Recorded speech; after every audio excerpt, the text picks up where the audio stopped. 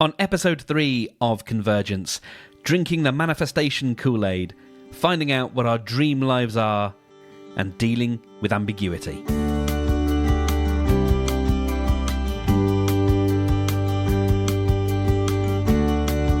At the beginning of last episode, when you asked me, so tell me about manifesting, I was like, oh no. Oh no. He asked for it. I sure did.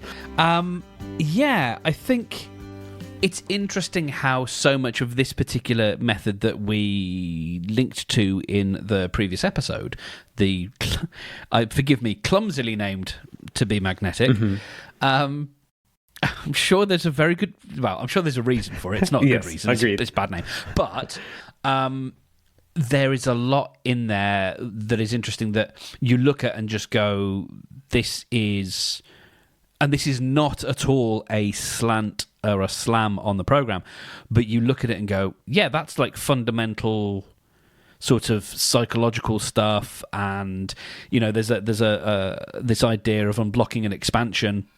An expansion is, in order to see that something, and, you know, this is just from my, you know, I'm sure you can come with the correct explanation, but just from my sort of interpretation, you need people around you who you can learn from, or you can gain inspiration from, to see that the thing that you want is possible. Like that just seems, and not just possible for anyone, but possible for you and someone like you. And yeah, absolutely. And you know, the unblocking is what I've yet to do, and I've got some workshops and some meditations to listen to. So I'll enjoy doing that. But it is, so much of it is, as Lacey, who runs the thing, says, you know, it is rooted in psychology, and I think there's a whole other positioning of this that is exactly the same thing, but doesn't use words like universe, doesn't necessarily use words like manifesting, but is equally effective. And again, like I think that's fine, and it's just interesting. But you know, this is positioned to people that have tried manifestation before and it hasn't worked for them. Yeah, and This is about saying, you know, because it's even down to things like, and I think this is really important for anyone listening who is wondering, you know, why is Stedman suddenly drinking some sort of Kool-Aid? One of the really interesting things that sort of they don't necessarily mention in the literature is you can't just this is not magic. You can't manifest your dead goldfish back to life. You manifest things that are actually achievable, but you hadn't thought that they are achievable, and that's kind of the key thing. I think it's, to me anyway, and I will actually stop and let you talk. To me anyway, a lot of this feels just like awakening. And opening your eyes and opening your ears, funnily enough, seems congruent with a song that I wrote a couple of months ago. You need to listen. No, yeah, I made that connection too. Like, oh, this is about manifesting. This is amazing. And so that's kind of what it's about. But that's kind of my take, and I'm digging it so far. Awesome. I'm so glad you drank the Flavor Aid with us, and you made that comment about the cult, and when you did that, I had like a bunch of trains of thought going through my head. I went with the literal in the chat room, but I was one thought was like, oh, if you think this is a cult, don't get me started on Above and Beyond. Oh my gosh, Cameron's getting a tattoo, or I was thinking like, oh, one of us. Oh yeah. Oh yeah. And I had a couple other like funny chains of thought going in. Like, but yeah, like, you know, Lacey, there's definitely a kind of a cult of personality around her and around, you know, she has a big following and stuff. And I don't know, I'm not on Insta or anything like that. And so I don't see it. I just like the tools, and like you said, like these aren't unique to, well, you know, TBM has like kind of a unique package of them all put together. That's exactly the word. Yeah, and especially with some of the things like the DIs with the, you know, the binaural beats and the way that there's like specific frequencies used for specific types of either opening, unblocking, and expansion, and other aspects like that. Like, and they keep throwing around words like this is neuroscience and it's scientifically backed and this and that. I'm like, nope, sold. You got me. That sounds great. Yeah, I mean the expanded podcast talks about sort of dispelling the woo-woo, and which is kind of speaking my language. And yeah, even the DIs that the Brendan's referring to, these deep imaginings, which are essentially meditations. Well, they're not. They're pieces of hypnosis. And my friend Anna, who will be screaming at her audio playing device should she listen to this, going, I've been talking about this for literal years about how everything is hypnosis. We hypnotize ourselves all the time. We enter hypnagogic states, or hypnagogic, and Lacey has talked about that in, oh god, I already sound like, there's the sound of the Kool-Aid. Yeah. Lacey talks about, Lacey teaches that, we do that when we're watching TV, when we're sat and watching TV or watching a film, and I think I've done that when I'm listening to music. We get into a state, and yeah, absolutely. And this is stuff to help you do that, so that this stuff can slip right into your subconscious. And I'm interested to keep going with that and seeing what little changes I notice, because I love all that kind of brain hackery and the whole thing of our thoughts create our actions create our habits create our destiny. Like, I'm big fan of that. Me too.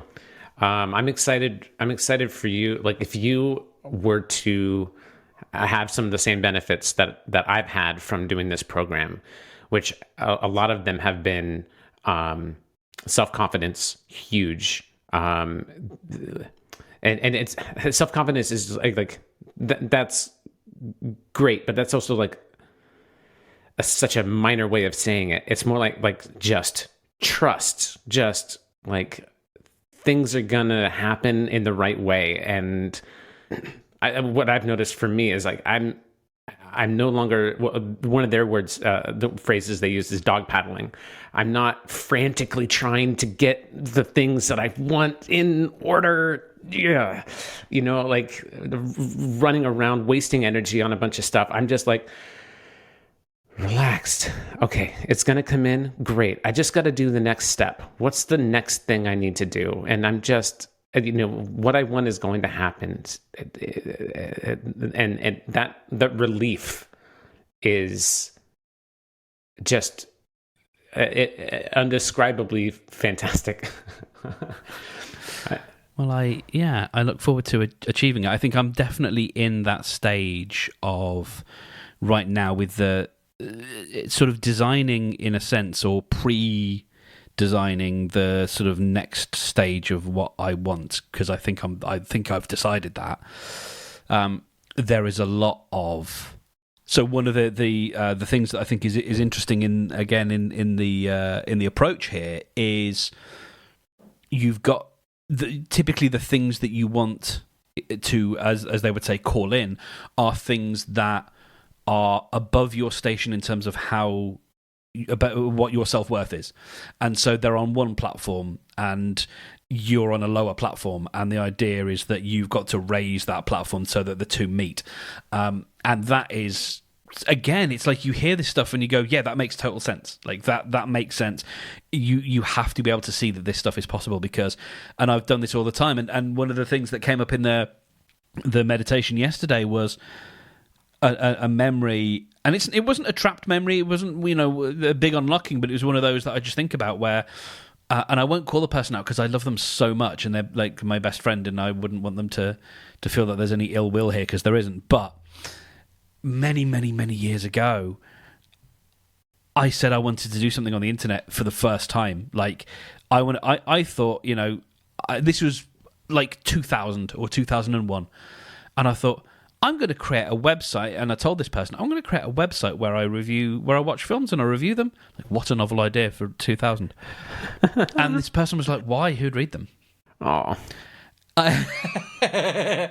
And I think that there's an element there that I think has stuck in that.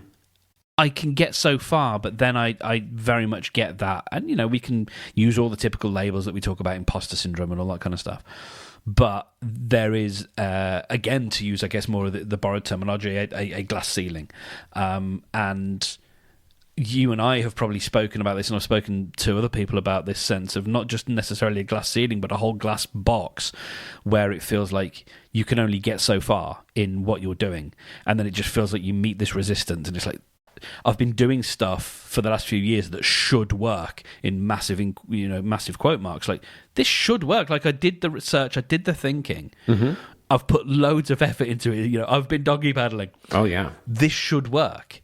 And now it's time to look at what happens when we don't necessarily do the things that we think should work, but perhaps the things that bring us joy or get us closer to what we want. And yeah, and you're going to be able to do it without the internal voice inside you telling you why do it? Like, who's going to...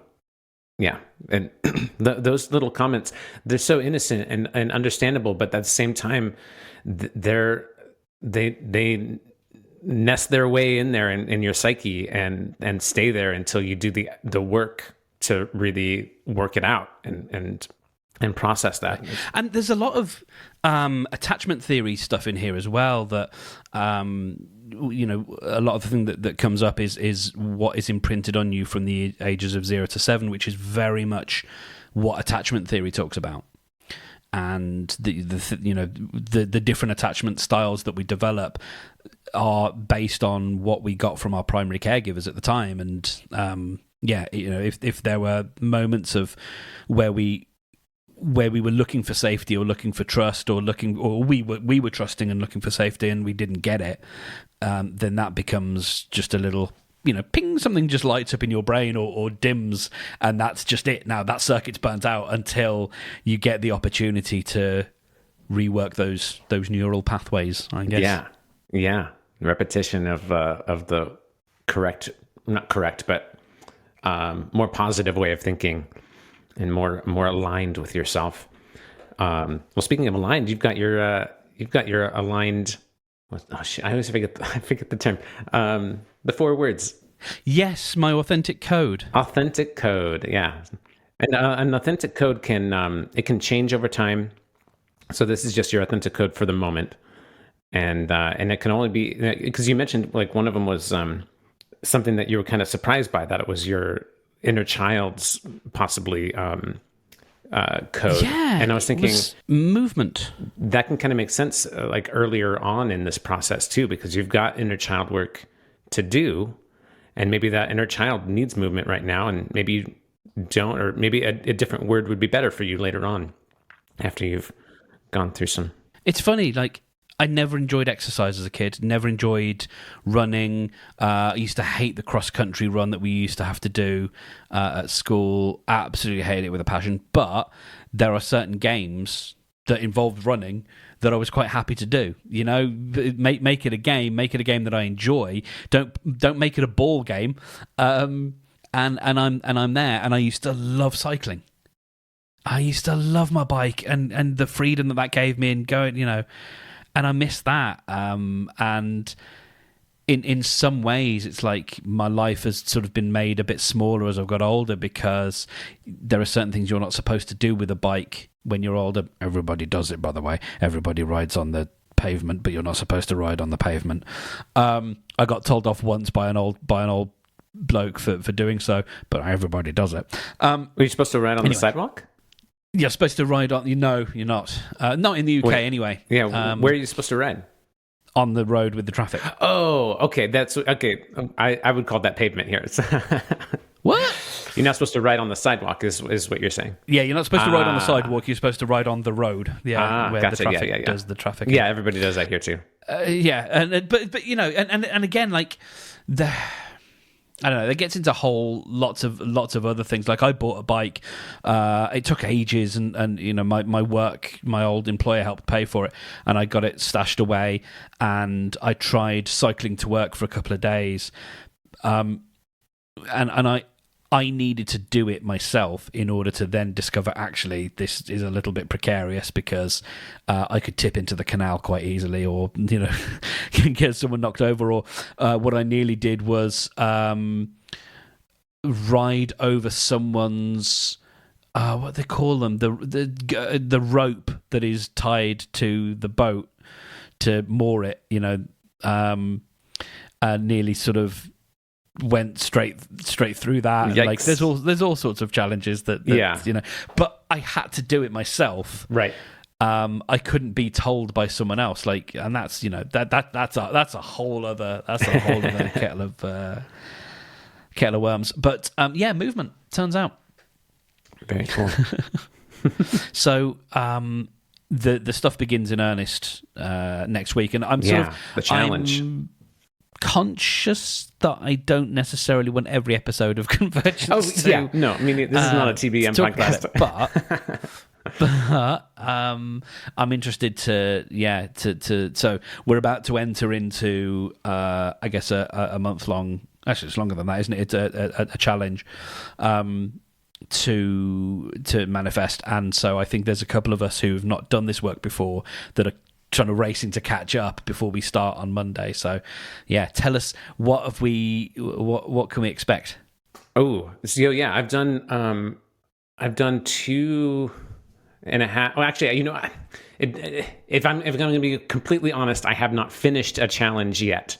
I have been doing TBM work for about 1.5 years, maybe 2 years. They started doing I started noticing that they did the challenges maybe a year or so ago. Last year in their end of the year under the year challenge, I got most of the way through it. Maybe I completed it. I don't really know. I can't really remember. But what I will say is that I got a huge benefit out of it, even with as much as I did. It starts off. Each one is actually kind of different. The summer challenge was pretty different, and that also at the same time it's all kind of the same. They take you through a week at a time on opening up different sections that'll have journal entry prompts and new DIs, new meditations that are specific for whatever the challenge is supposed to be. And this challenge this year at the end of the year is for creating your dream life. And that's really, for me, that's really interesting, because I'm kind of like, what do I want more than my life right now? Like, I'm so happy. I like we talked about in the first episode, I feel like this serene Buddha, and I'm like, well, what's next? Like, I don't even know what I want. And so I'm excited, because the first week should have us going through things that bring that out of us, that bring those questions out, and try to get us to investigate ourselves on what do I actually want. I have thought of one thing that's pretty major, and that's a bit more of a financial security and stability. I'm a bit like, a new remodeling project will come in, and that will get me flush, and then I'm working through that until the next one, and I just kind of up and down and phases. And I don't have a savings. I don't have a retirement fund. I don't have security for the long term and stuff. And so, with us planning for having kids and other stuff, like that's gotta be a huge priority for me, not just for myself, but the whole family. And then as the weeks go on, there'll be a bit more, like, it'll kind of go deeper. Sometimes there'll be stuff that's like really unblocking, and you'll have to do some deep processing and kind of like expose some inner truths about yourself, and come to realizations and accept things about yourself that maybe that are in your shadow, that are things that you much like the comment your friend made, things that you took to heart that really affect you, that maybe you didn't realize really affect you, or definitely things that your parents may have done with the best intentions or not, that just happen. And it doesn't matter the intention behind it. What matters is that it happened to you and it's affecting you. And now you can process that and change it, or not change it, but accept it and not let it negatively affect you as you keep going forward. And so that's a big part of it as it goes through. And I don't know, I'm kind of unsure about a lot of what's coming up. Even though I've gone through the challenges before, I don't exactly know what to expect. But you're acting as guide to a few of us now. Yeah, that's true. So that's you can be our blind leading the blind. Yeah. But as with so much of this, you only have to be a couple of steps ahead. A couple of steps ahead. Yes, agreed. Yeah, makes all the difference. So I haven't really, and I'm hesitant as to what I reveal here, because I think we talked about this in episode 1 about if you say it too early, but it's such a monumental and long term, I think, shift. So one of the questions that came up very early in the process, I think it was Monday or Tuesday, was essentially, as I'm sort of working through some of this, sat on the sofa going, what do I want? What do I actually want? What can I... Not what do I feel like I can ask for? Yes. Oh, that's a really great framing of it, because the first part is so limiting, and you just got to go for it. You just got to, what do I actually, what would be ideal? What throw the biggest, best scenario? What is that? I want to... So the very simplest way of saying this is I want to be paid for being me. What that actually means is I want to provide parts of myself as a service, but as a in digital form, in presence as well. That is the stuff that I have only discovered in the last couple of years. It turns out I can do, which is help people feel safe when it comes to creating work that they want to create, or not knowing whether they can create, not knowing whether they are allowed a voice, and that kind of stuff. But there's also, okay, you're actually creating. What do we do when you get a few iterations in and you start feeling like no one cares, or no one's listening, or it's lonely, all this kind of stuff.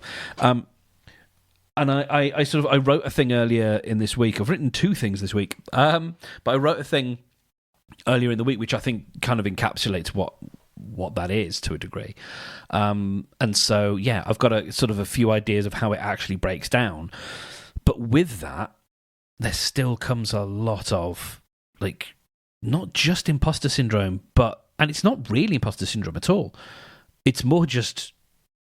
I do not know if I am good enough, which is not the same as imposter syndrome, because I don't think I'm not blowing in here as an imposter. I'm simply, I don't know, maybe it is, but yeah. So there's a whole question there about my self-belief and my idea of my self-worth, and who wants to engage with that, and do I actually have the skills, and all those kinds of things. And it's yeah. It's like, I feel like I do. You do. But I don't know. And you'll find out, yeah. I'm excited for you, man. I'm excited for me, too. And our little group that we have going. Yes, we've got a lovely little pod. So do you use Descript to edit this podcast as a big, huge shift into left I love field? It. No, I do not. I am not. I am back to using Logic to edit this. Okay. Just for this show or for everything?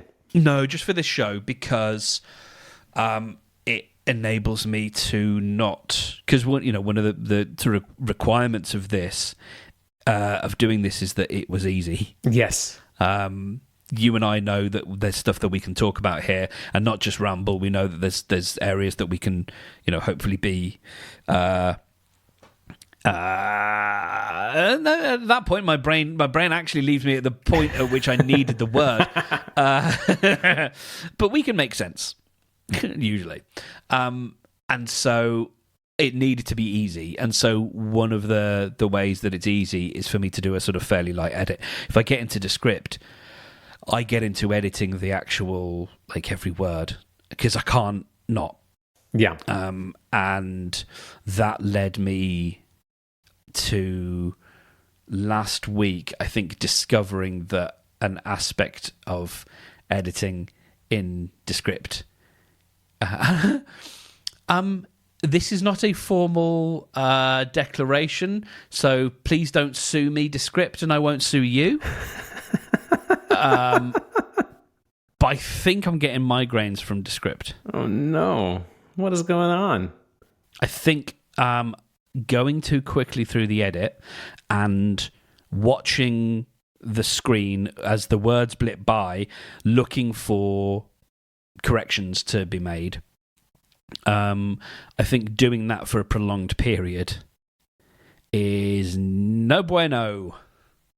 So I think I had a big day of it last Monday and edited 4 episodes on the trot, and finished the day and was a little bit tired, and then had a stonking headache for 2.5 days.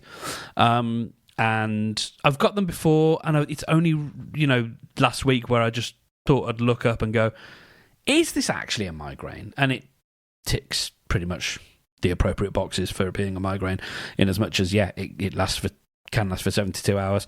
If you take the right kind of medication, you can lessen the headache, but it can lead to a bit of nausea.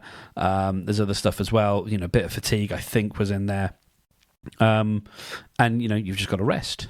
And it's sometimes it's taken me out for a day or so, and if I can start to see that pattern, and all sorts of things can bring on migraine, stress, and other things. Yeah.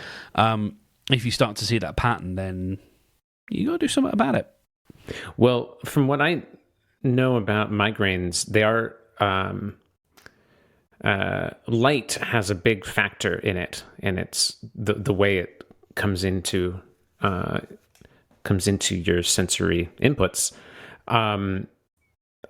I do a couple things when I edit in Descript that for me severely lower the eye strain. And I 2 things. One, I like the dark mode. I don't know if you use the dark mode or not, but that's pretty great to me. Yeah, I don't, because I there's something about, I don't know, lots of white text on a black background. I haven't actually sat with it for any length of time, so I'll have to see what it does, because it could be a lot more helpful than big white box glaring at you. And the other one is a bit weirder. I got a piece of translucent red acrylic, and the size of my MacBook screen, and I just placed that right in front of the screen, and so the whole thing is red. Everything is red toned coming in, and it also dims it by about 50%. So actually, I turned the brightness up a little bit so it can actually come through. But I often edit at night, and I'm a big proponent of lowering or blocking blue light before sleep. In my experience and Margaret's experience, we both have found a lot of help with that. We both have like red blue light blocking glasses that we wear in the last couple hours a night, and I do this thing with my computer screen to just block all blue and green light coming in. And I've noticed that since I've been doing that, Descript or otherwise, I feel so much less fatigue and eye strain from using my computer. So that's an interesting piece of toolkit that could work for other people. Indeed.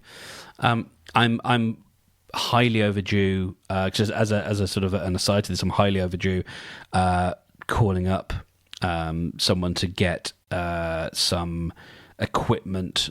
So back in the day, I used to have monitor arms. This is when I used to live with my parents. We managed to find a monitor arm, and it was brilliant because I could get the monitor as close to my clapped out eyeballs as I need to, without it affecting my posture. And, now 20 years or so later, I'm still kind of hunched over because I haven't really been able to replicate that setup. And so it's something that, I've got to get sorted, because if I can put one of these big monitors, I've got a lovely, it's not one of the fancy monitors that the fancy people talk about, but it's, good. And if I can get that right up close to my face, then that's just going to help, posture and lots of other things as well, and potential squintage. That's this, just another thing to add to the list. When you initially talked about Descript giving you migraines, I was thinking about all the bugs that they have and all the different, like an annoyance migraine, not necessarily a life factor. And I was thinking, that doesn't help. No, it hasn't. But the last month or so, I feel like they finally squashed all the things that are really annoying for me. And it's finally like kind of easy to use. Except also, this isn't a bug at all, but I have let my Pro subscription lapse. I didn't renew it because I only edit one podcast, and they limit studio sound to files under an hour, and so I can only use it on files under an hour, and the podcaster sends me. It's like an hour 10, hour 15. and she does a pre-edit on it. And so I can't, there's no easy way to like take it out, split it, and put it back in, because I need to go through and make sure that her edits are good. So I just don't use Studio Sound on the main part anymore. But otherwise it's been going great for me. So what else has been, as we say in our enlightened communities, what else has been alive for you? Oh my God, dude. So right after this, speaking of manifestations, right after this podcast recording, I'm going to have an interview, my first job interview in 15 years. Holy balls. Yeah. So there's a place called, there's this hot spring resort that I went to in 2015 that kind of changed my life. It was a magical experience. I had never, I didn't know a place like this existed, and it was incredible. And they, I can't remember if I talked about this on a previous episode about all the details about it. Anyways, they've got the hot springs, they've got multiple pools, and they've got they've capped off one of the hot springs, or one of the geysers that was there with this geothermal activity in it. They capped it off and tapped into it to power or to heat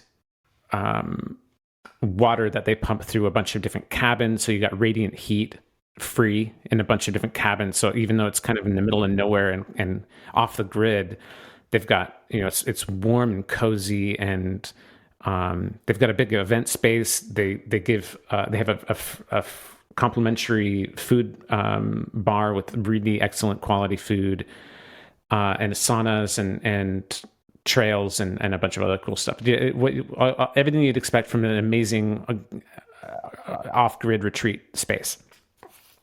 And I went there, and I was just, and it was like this, when you go to a place and it's just like, you can palpably feel as you walk into the space, just this serenity and connection and euphoria, and just like, oh, this is the place. Like, no wonder they settled here.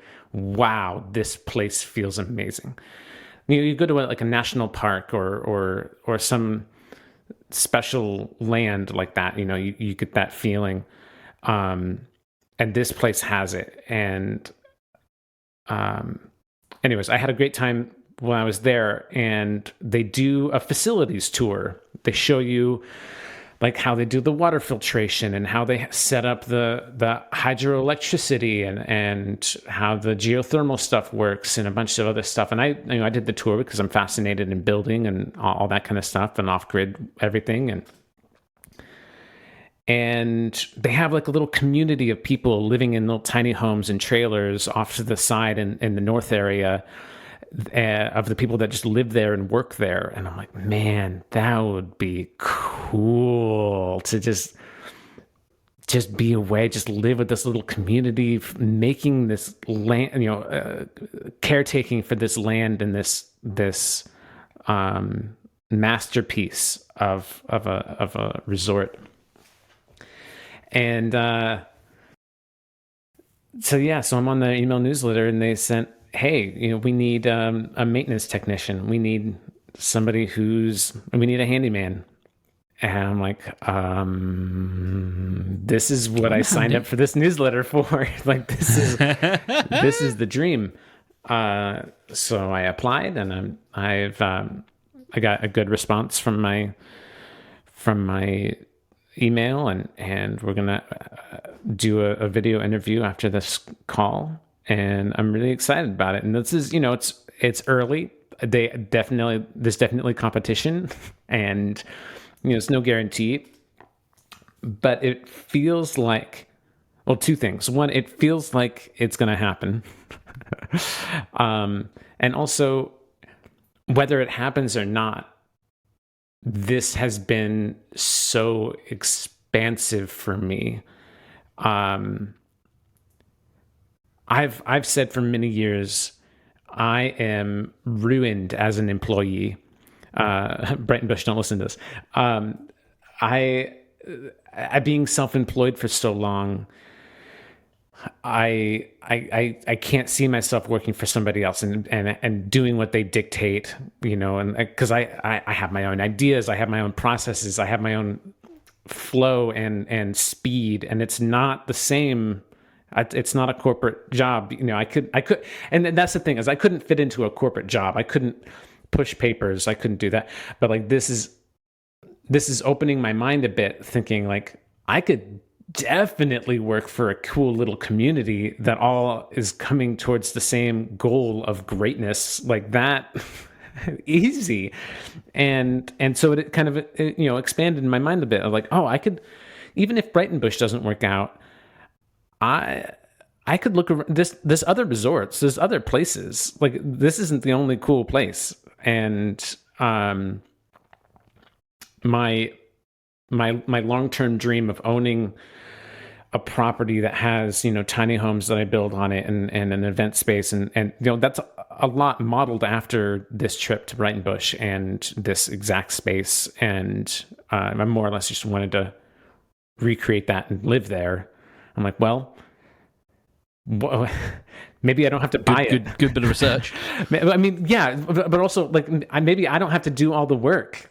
Like, I could just be there and do the cool things I want to do without having to fork over, work a shit ton to make all this money so that I can buy it and own it. I don't need to own it. I don't care about that. I just want to be. I just want to be in this space. You have it. Yeah. So like, that's even better.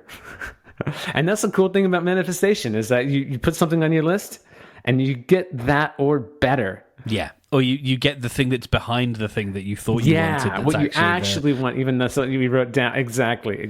So what does this... So should you get this, what does it mean for what, for your current obligations?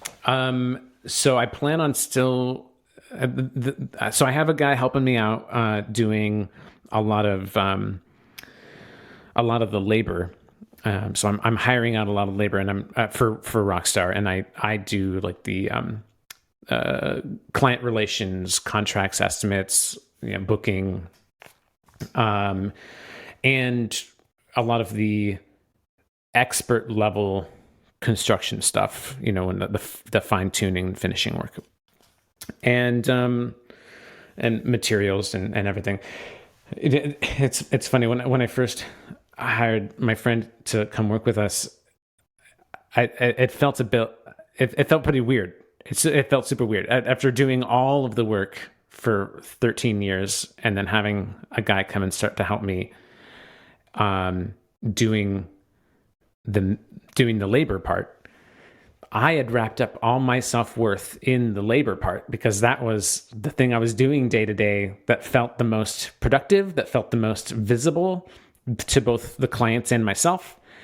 And I felt so worthless. I felt, I hired this guy because I was going through a major health recovery, doing a lot of transitions, trying a lot of new drugs and therapies to get myself to rebuild my body so that I could be healthy again. And it worked. I'm feeling way better, but I still need the assistance. I still can't do all the, I don't want to be lifting 80-pound bags of concrete, to and from the job site a whole bunch of times. Like I need to take better care of my body for the long term. And so I'm really happy to still have some help. But what that process revealed to me was that I was doing 8 jobs and I just hired out one of them, which I thought was the most important, but actually, that job can't even happen if I don't do the other 7 jobs and do them really well. And so that's been pretty heavy. That's been a big factor. So anyways, what I want to do is continue doing all of that work, which is mostly remote. And because I'll be able, it will be off grid, but I'll be able to have internet connection so we can still do our podcast. And I'll be able to do, work with clients and arrange the projects and design them and do all that work. And then I would want to, what I'm hoping is being able to arrange it so that I can come into town once a week for a couple days, either 2 or 3 days, depending on what their needs are, so that I can be on the job site and direct my worker, and then, have some time with Margaret here at home. And then, because another thing is that Margaret, she's starting her own new career, and she has her own dominoes that she's been setting up and is about to kind of knock over. And I'm not going to take her away from the beautiful tapestry of design that she's unfolding for herself. I'm so excited for her. And so it's going to be interesting. So she would, possibly her new career would at least start out probably part-time.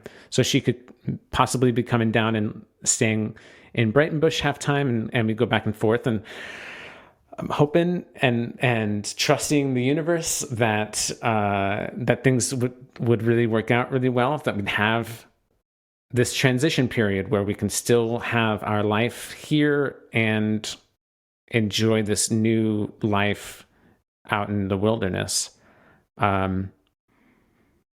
But we'll see. That's a lot to ask. It is. There's a lot of moving parts, as they say, to consider. And yeah, I mean, how far is Brighton Bush from where you live? 2 hours. So it's, not forever, but it's also it's a trek. It's an hour from the closest major town and 2 hours from our place. Yeah, you don't want to be doing that every day. Nope, definitely not. And also, I want to live there. Like, that's kind of the point too. Is like, Yeah. I want to be. Yeah. I want to spend all my free time, serenely soaking up the minerals and all that kind of stuff. Not driving. I hate driving. How well do you deal with, I don't know if it's liminality necessarily, because it's not necessarily being in that liminal space between the two, but it's sort of being in both. There's sort of an ambiguity there. How do you deal with that? How does that land for you? I feel like in the moment now, I feel pretty good about it. I realize that there is It's possible this could be ideal for them too. It's possible that this could just not work for them. They might just want somebody that's there full time and no frills about it. Which is pretty likely and what I actually kind of expect.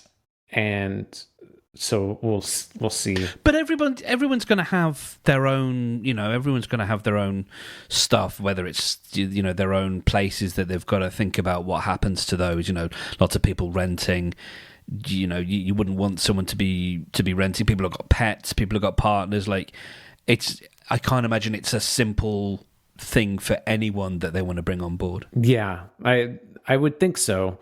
But also it sounds like they have, they've had a great response from the newsletter, and so I'm aware that they're with a variety of people and stuff. There could be a more optimal situation to them.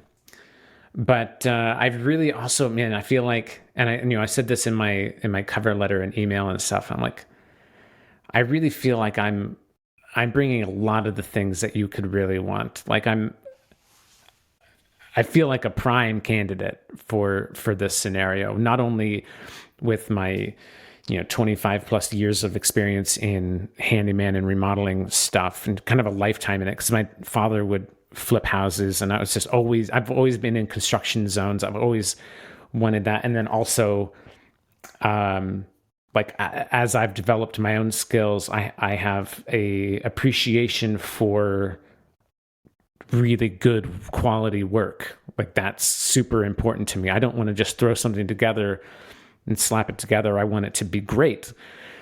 Which I think that kind of ethic really shines with them. I think that's just something that they want and appreciate.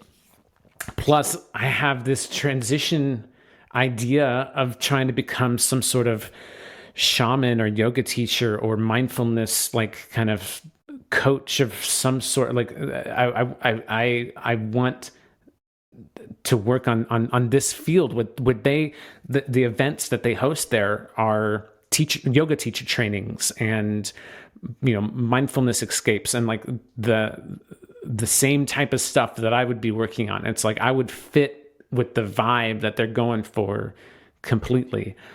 So it feels like a match made in heaven. Wow, gosh. Oh, and then also at the same time, I've got my contractors board mediation date for 1 month from now, and I have my arbitration date for 3 months from now. So the lawsuit is official. It has a date, and it's this could be my dream. I want to keep running Rockstar while I'm off in Brighton Bush. Like that could be a fantasy from the other end. Rockstar could be gone in 3 months, and all I have is going down to Brighton Bush and working for a small wage, but getting health benefits and other perks. But I don't know what the universe is going to throw at me. No, gosh, and that's it. It's in my more serene moments, I like to think that I can just sit back and say, well, I can't. And my dad's very good at this. Like, there's no point worrying about the stuff that you can't control. And both me and my mother, who are somewhat neurotic, have sort of said it's just not that easy. But it's a practice, and hopefully there's a way to develop that more. But man, I wish you well, not just luck, but I wish you get the things that you want. Yeah, me too. Me too. Well, I have some things for my manifestation list for this challenge. I deservingness of this, like I feel worthy of it for sure. I've worked super hard. I've done all the things that make me feel completely perfect for this job. Deserving of it, I feel like halfway there, 3/4 of the way there. I feel pretty deserving of it. But I definitely feel like I could still work on that, and we'll see. What's been going on for you this week besides the TBM group? A lot of it really has been thinking about this new thing, this sort of new area that I want to step into, and what that means stepping away from, but also going back and forth in terms of getting caught up in the minutiae of how to make the little details work, and then going, you have to not do that. You've got to stop doing that, because this path will emerge. Like I've so as to kind of give you an idea of where I'm trying to go. My idea is that I want to share the music and the stuff that I make as a way of signposting or modeling, I guess, that you can do this stuff and it can have meaning, and you can touch one or two people's emotions with what you do, but it doesn't have to be the thing that brings you income.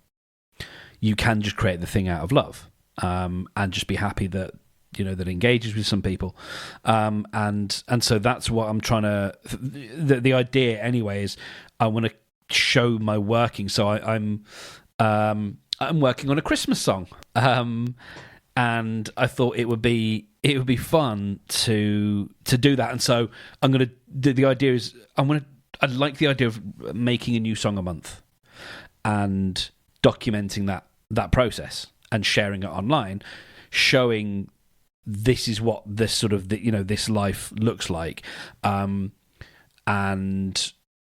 showing as well how I evolve, and how I learn new stuff about the actual craft as well, and it's then the bit in the middle which I'm still sort of wrestling with, because there's something about that feels good, that kind of feels sort of wholesome, and there's ways from a very strategic point of view to turn these little pieces into bigger pieces, and by the end of it you've sort of built a music video that can go along with the song.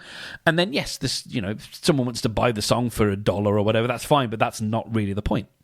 And that's all great, because it means I can do the thing, and it means I can just make what I want to make, but I don't have the pressure, because it still has a purpose. I don't have the pressure of it, having to make a lot of money. And then the sort of the disconnect that I'm working with is I want to sell, because I don't expect to sell that stuff. I'm realistic about that. So what I want to sell is the stuff that helps other people with their creative work. And so, like, I'm a big checklist person, and so like checklists and frameworks and things like that to help people plan their projects and think about what they want to do. Potentially selling my time on one-to-one calls, because when I've done it before, like I was saying earlier, like I've found that that's something that I can do is help. Just sometimes it's just being with people while they're on that process and helping them when they're feeling like they're falling off. It's like, let's give you that stabilizing hand, or let's ask you those questions about your self-worth or about what you think you can ask for, because we can struggle with it ourselves, and we do, but that doesn't preclude us from doing it for other people, because it's really hard to do it for yourself, but someone else can ask these questions. And so there's sort of that aspect. And then another piece of it that kind of excites me, or just makes me think it would be really lovely, is doing a sort of, because and you've listened to all the different permutations, I really enjoy the sort of the sit down at the mic, here's what's going on, here's some thoughts. And I love the idea of doing that as a sort of members only thing about what is going on backstage, basically. So what is the business of Mark Steadman, effectively, what's going into that, how is it working, so that those that really want to dig into it can do that. And some people just want to support what I'm doing, they can dig into it, and so that's kind of where all the pieces that I've got kind of laid out, and some of them fit together really well and some of them don't quite yet. And so my days and my evenings have been sort of going back and forth about how that works, and is it insane? Is it not irresponsible? But there's a lot of okay.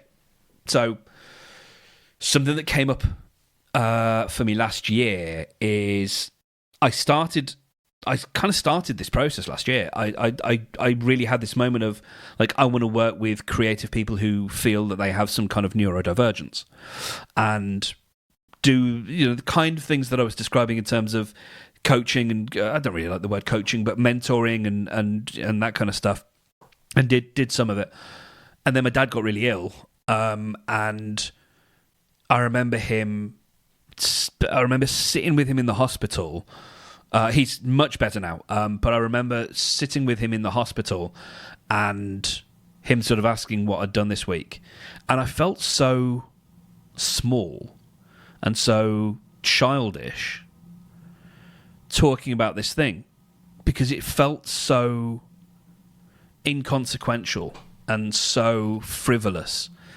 It suddenly just felt like, in the face of everything, what are you doing? Like, you should be focusing on making sure that you can get the work in, so that you can spend time making sure that not only is your dad okay, because there's limited things you can do for your dad, but you can certainly help your mum look after herself and make sure that she's, feeding herself, because she won't, because she'll be worried so much about my dad, she won't think about herself, and running around and doing what needs to be doing and picking up slack. And my brother was also doing huge amounts as well, but that's sort of what was in my mind. It was like, this.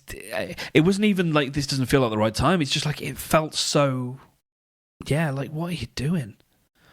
And so I really had that sense of, I've got to, and I had to fire my coach over it, because I had a coach, and I felt like she just wasn't, like, she was so enthusiastic about this, which was great. But when I sort of got to the point of, I think I need to just knuckle down and double down on what I feel like I know I can do to bring money in and just have some stability. We came to an impasse on that, because like she knew what I wanted in the long term, but I'm like, right now it doesn't matter. Like, I need to get this, sorted. And so a lot of it I'm revisiting, like even the brand, like even the little icon that I did, that I like my little face with no eyes and a heart beard. All of that stuff was done last year. There's stuff that I'd written last year. And so that's coming back. And so, a lot of it is sort of returning now that I guess, I feel a little bit more stable and ready to start thinking about that. So, yeah. That's awesome. That's what's been coming up for me this week. Yeah. I hear from your story, I hear a bit of kind of similar to me, a desire to help your community, a desire to help to be more connected, and to not just have your own hustles and your own projects and things going on, but to be doing things that are a little bit more connected with other people and people that are close to you. And I resonate and respect that. Yeah. And turning lights on for other people. I really love that ability to make a light appear in someone's head, to go, I didn't know that I got to, that I get to do this. I didn't know that I could, or whatever. Or, removing a blocker for someone, like all that kind of stuff is so good. It's so good. Like, it feels so good. And when you realize you can do it, in the naive kind of ways that I do, I'm no, this is one of the reasons I don't call myself a coach, is I don't feel qualified, but I'm absolutely qualified to ask questions. And a lot of that is just like, do we think that's true? Like, that's a question that I ask a lot. It's like, when someone says I can't do this, or it's like, is that true though? That's kind of a lot of what it is. And that's just, when you actually hit those moments, or you think a session hasn't gone that well, and then you come up the next week and someone says, I've been thinking about, this thing that you said, or this thing that we talked about, or like, helping someone get off their arse and ship. They want to, but there's that thing in their way, like whatever it is. Like, yeah, it feels great, and so that's absolutely part of it. But I also, there's also the other aspect of me, because I live in this duality of quite fluffy and as I've discovered over the last few years, just very squishy and into that whole stuff, but also in other ways really structured and really pragmatic, and efficient, and that kind of stuff is like, that's also really important for me. So it's like having this skeleton, this scaffolding, this rigid scaffolding that then you can just have a big bowl of candy floss on the top of that you can dive into, but knowing that there is this structure in place as well. Like I'm going back and forth and finding that difficult to categorize or to help make sense for other people, that sort of duality. So yeah, it's all going to be a fun and weird challenge. Yeah. Another thing I'm hearing, especially from what you just said, but a kind of a combination of all this stuff, I'm reminded of the Enneagram. We're both 9s, and we like to help people. We like to mediate. We like to we can see all sides. But the thing about the 9 is that it goes to 6 in stress, and it goes to 3 in security. And so when we're stressed out, we go to 6, with which we kind of get a little bit more anxiety, and we want to check with a committee, both an internal committee of different voices in our head to make sure something's all right, and an external committee of different people checking our ideas and checking our path and everything going forward, and making sure everything's fine. And we want to get that feedback from multiple people. I nearly paid $1,500 for a 90-minute session on that this morning. Oh wow! Yeah, just by way of illustrating that. Yeah. Okay. Yeah, and then in security, and this for me, and I think for you as well, we're most secure in our jobs and our profession, because it's like what we're putting a lot of time and effort into. So we feel very secure when we're working. In security, we go to 3, and 3 is the achiever. I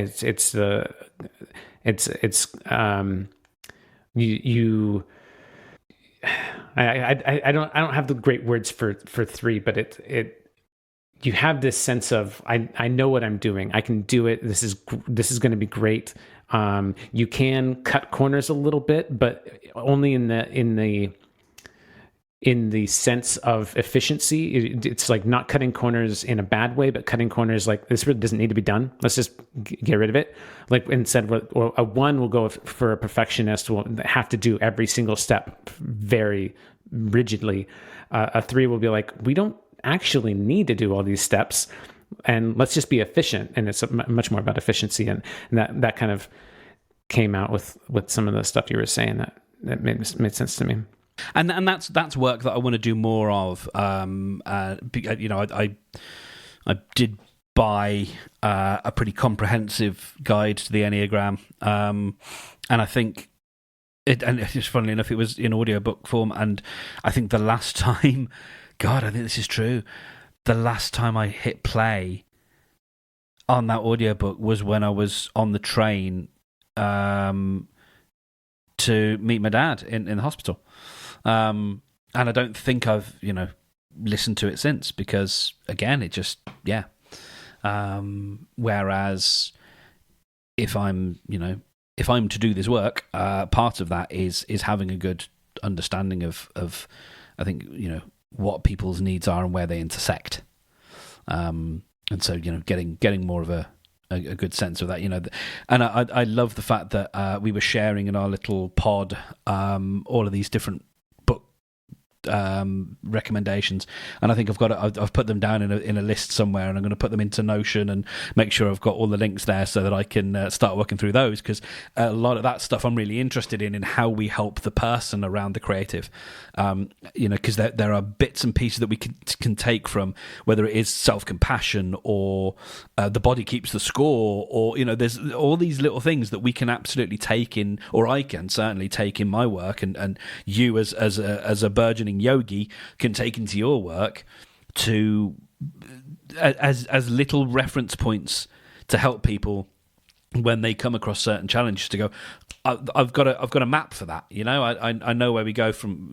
For this, have a read of this, or let's look at this and see how it applies to you. And the more that we have of those and keep them in a little Rolodex in our mind, I think the more we can be useful to people. And I really like that in a sense we're both entering into a similar kind of thing, but you're very much of the body, mine's kind of the mind and the heart, but they absolutely intersect. And yeah, I think it's rather cool. Well, yes, go well, go gently, and I look forward to hearing what happens next week.